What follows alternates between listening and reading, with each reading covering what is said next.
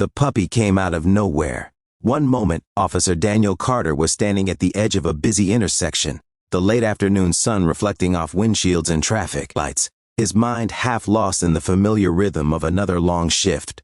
The next moment, something small collided gently with his boot and let out a desperate, trembling whine.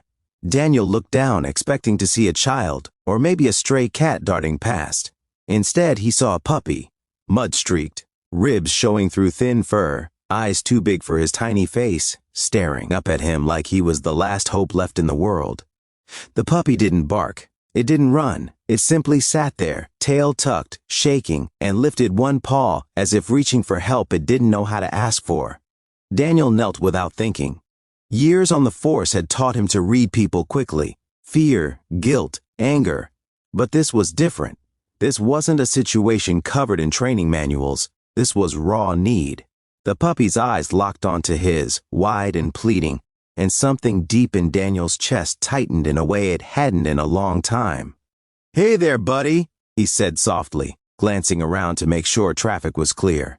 "You lost?" The puppy whimpered again and suddenly stood, tugging gently at the edge of Daniel's pant leg with its teeth. Not hard, not playful, intentional, as if it were saying, "Please, follow me." Daniel hesitated.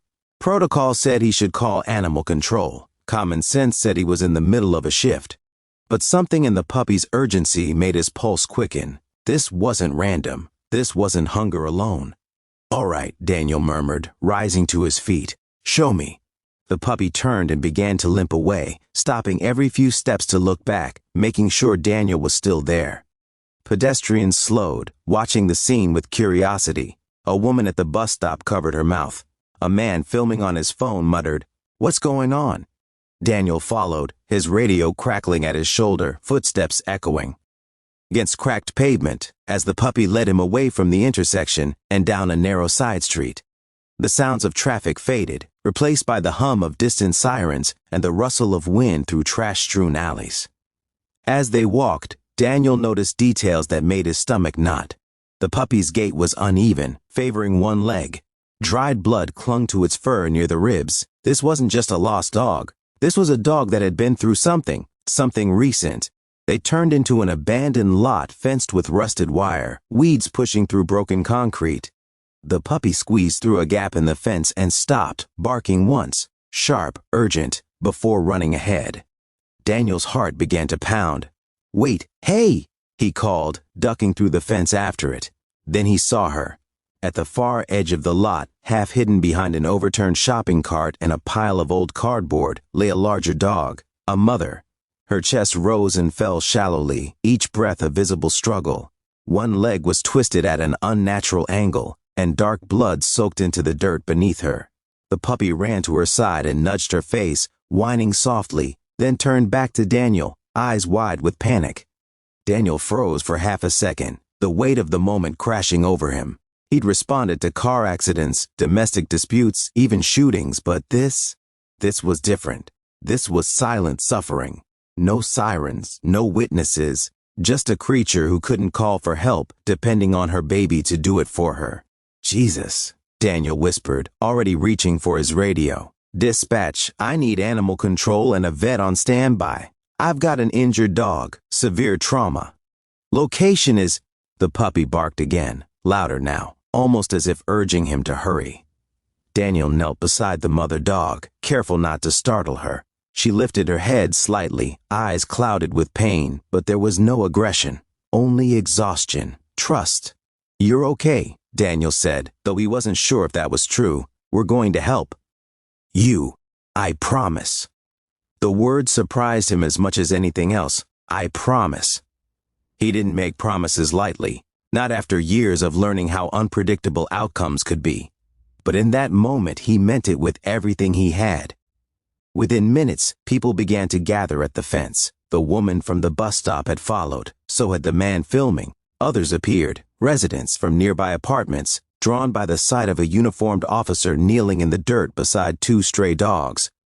"What happened?" someone asked. Daniel shook his head. "I don't know yet, but she needs help." A man in a baseball cap stepped forward. "My sister works at a vet clinic," he said. "I can call her." "Please," Daniel replied, gratitude flooding his voice. Another woman slipped through the fence carrying a bottle of water. "Can dogs drink this?" she asked hesitantly. "Slowly," Daniel said. Very slowly. The puppy stayed pressed against Daniel's knee the entire time, as if anchoring itself to him. Every time the mother dog whimpered, the puppy responded, licking her face, refusing to leave her side. Sirens approached, not police this time, but animal rescue.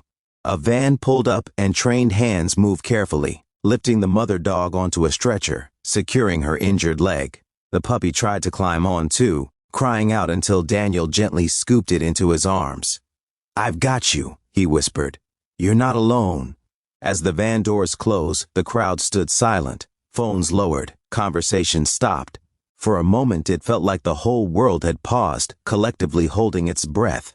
Later that night, after his shift ended, Daniel sat alone in his patrol car, the events replaying over and over in his mind. He couldn't shake the image of the puppy tugging at his pant leg, the look in its eyes, pure trust, pure desperation. He almost didn't answer when his phone rang.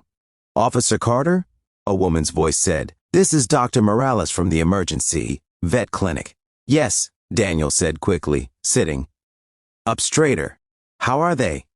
There was a pause, just long enough to make his chest tighten. "The mother dog was hit by a car," Dr. Morales said. "Multiple fractures, internal bleeding. But she's stable now. We operated immediately. If you hadn't brought her in when you did, she wouldn't have survived the night." Daniel exhaled, a breath he hadn't realized he'd been holding. "And the puppy?" he asked. "She never left her side," the vet said softly. "We've got them together now. He's exhausted, but he's okay." After he hung up, Daniel sat there in the dark, hands gripping the steering wheel, eyes burning. He'd worn the badge for over a decade, but this felt like a reminder of why he'd chosen this path in the first place. Not just to enforce laws, but to protect life in all its forms. The story spread faster than anyone expected. By morning, the video taken by the man at the fence had gone viral. Millions watched as a tiny puppy led a police officer through a fence to save its injured mother. Comments poured in from all over the country. "This restored my faith in humanity. That puppy is a hero. Kindness still exists." Donations flooded the rescue organization, enough to cover the surgery, enough to fund care for dozens of other animals. And when the mother dog was finally strong enough to stand, when the puppy curled up beside her, tail wagging for the first time, something incredible happened. They were adopted together. A family who'd lost a dog the year before stepped forward, saying they'd been waiting, not for the perfect pet, but for the right story. For a sign, they named the puppy Hope. On adoption day, Daniel visited the clinic in plain clothes. The puppy recognized him instantly, racing across the room and leaping into his arms, licking his face like it had been waiting for him all along. The mother dog followed more slowly, tail wagging, eyes warm. Daniel laughed through tears, kneeling on the floor as strangers smiled around him. As he watched them leave with their new family, healthy and safe, Daniel felt something shift inside his chest. A quiet realization settled in, a truth he'd almost forgotten. Sometimes the smallest voices carry the greatest courage. Sometimes help comes not from power or authority, but from love so fierce it refuses to give up. And sometimes all it takes to change everything is the willingness to stop, kneel down, and listen when someone, no matter how small, asks for help. That day, a puppy begged a police officer for help, and in answering that silent plea, the world was reminded that compassion still has the power to save lives and to bring hope where it's needed most.